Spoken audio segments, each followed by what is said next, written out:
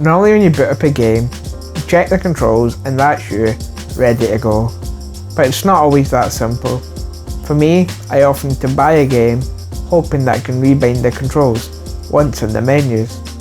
Rebinding or remapping controls is where you go in and essentially change what keys do. Because of my limited movement, I have a smaller keyboard which allows me to reach each key to play games, as well as a bigger mouse with plenty of buttons.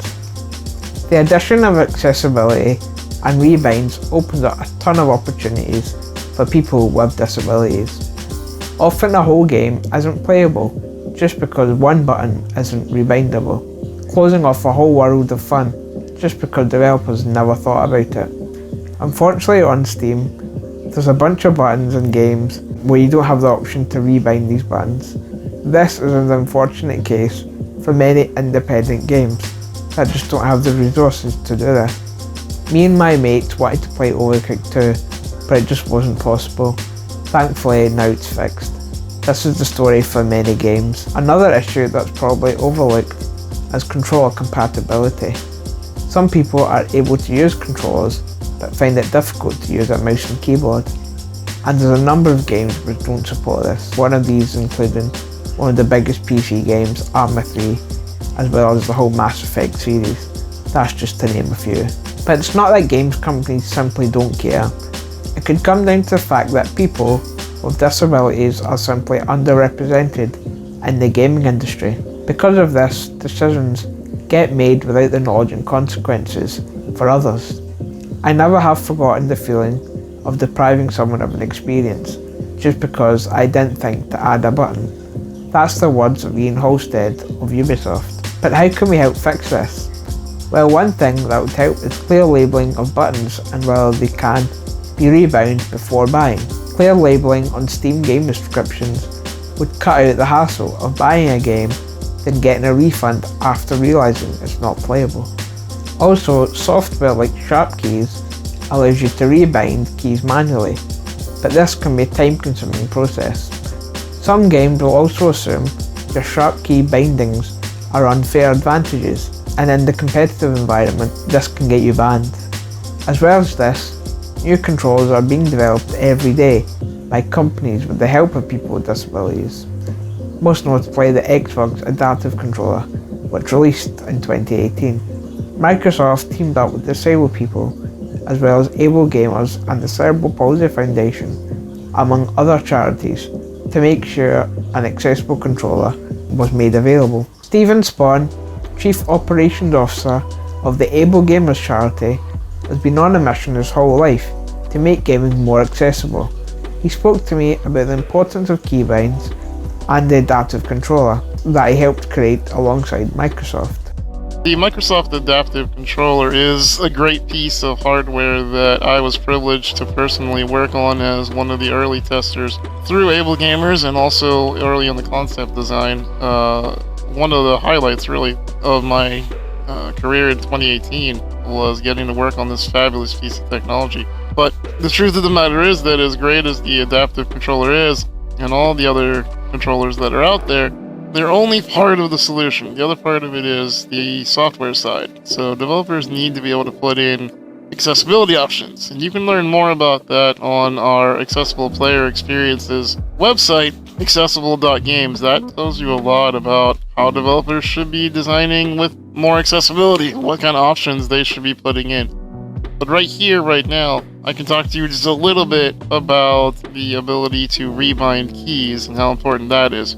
Here's how important rebinding keys are. Back in, I'd say 2007, 2008, there was a petition back when I first started, back in video game accessibility heydays, I guess you would say, to make remappable keys be a thing. It was unheard of around the industry. And then the petition came along and places like Able Gamers came along, and we really started fighting for the rights of gamers with disabilities.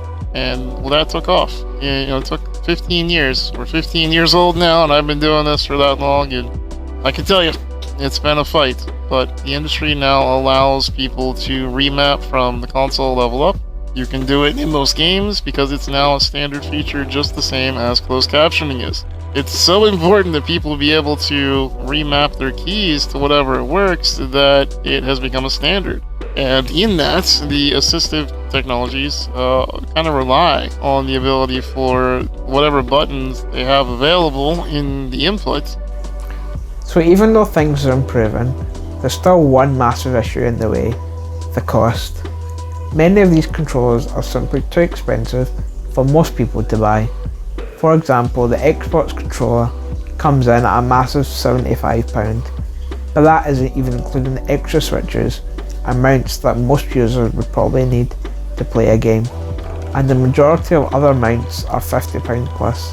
Stephen gave me his thoughts. Now, the cost of these kind of controllers depends on what you're looking for. If you're talking about something that is the Xbox adaptive controller, it's only $100 with the switches. You're talking maybe $150. Now you start adding peripherals. Now you're getting up there near $300 or $400, depending on what you need to put with the Xbox adaptive controller. And that's down a lot, actually. The Xbox adaptive controller is only $99, but our version of it, the Adroit Switchblade that we came out with nearly a decade ago, that was about $399, and that was as cheap as our partners' Evil controllers could make them. It's just impossible when you're a smaller shop to be able to produce the same amount of goods and same quality for a cheaper price than a mass manufacturing plant can do. And Xbox had that power, and I'm glad they stepped up. I'm glad they came up to the plate and they decided to make it accessible both physically and cost-wise. The best way that we can get these prices down is that we continue to advance the market, that we continue to add more and more of these controllers. When we only have one or two controllers to utilize, then places that I won't name by name, but there are places out there who have some very fancy names for these controllers, but they're expensive. In fact, we have people that we've spoken to over the years who have literally told us they charge as much as insurance will pay, and that's just not the model that Able Gamers believes in. It's not the model that I, Steve Spohn, believe in. It's not the model that any person who's an advocate with a soul believes in. People with disabilities should not be price gouged just because they need specialty controllers in order to play video games. As a disabled gamer myself, I know the importance of adaptive controllers and its ability to help people explore and play games. Its benefits are endless and can be highlighted in my previous video about the social benefits of gaming itself. Hopefully big gaming developers and companies like Microsoft can continue to produce these controllers while also making them accessible for the communities that need access to them the most. As a gamer with a disability, I just want to be able to have access to every game like everyone else, and I don't think there's too much to ask for.